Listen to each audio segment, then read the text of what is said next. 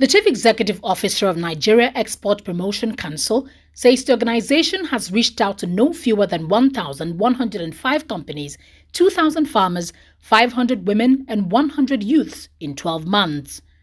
The CEO at a stakeholders interactive session in Abuja said many more groups also benefited from the Export Expansion Facility Program of the Council through trainings and grants.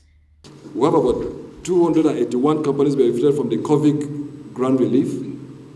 1,105 companies benefited from the EDF. EDF is the Export Development Fund Incentives, an incentive scheme that was recently or last year launched. So we have about 1,105 companies benefited from the EDF scheme. 84 women-owned businesses also benefited from various grants. 100 youths and women trained on high-in-demand cloud engineering skills. Now, other interventions under the EEFP program included 2,000 farmers who were trained in good agricultural practices and food safety standards. 500 women trained in export procedures and they are undergoing mentorship and hand-holding with various experts across the country.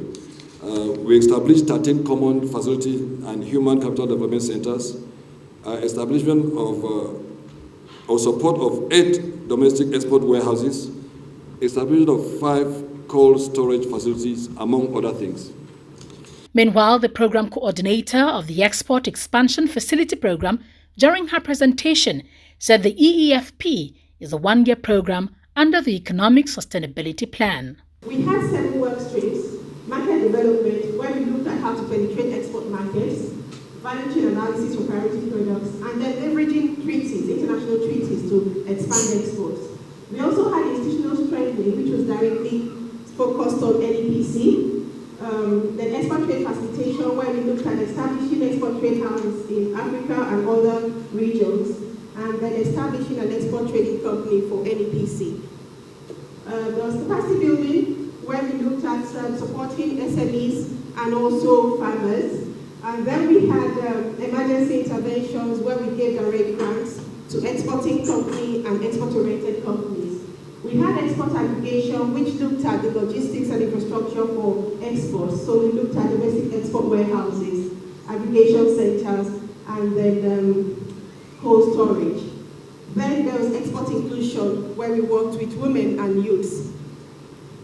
Underneath, we had our M&E framework, and then we also had communications. So this was our results framework. Our strategic goal was to provide key support mechanisms and incentives to enhance the quality and quantity of exporters that can easily penetrate international markets with products that are competitive and globally acceptable with the right certifications. Speaking, Mr. Udenduka, the Managing Director of Export and Sell Nigeria Limited, said the programs have done well. He recommended that the program should be extended to 3 years to impact positively on more businesses in the country. They have done pretty well. I don't really know the mandate that was given to them, but from what I have seen, I think they have been able to really open up the export market for Nigerian businesses.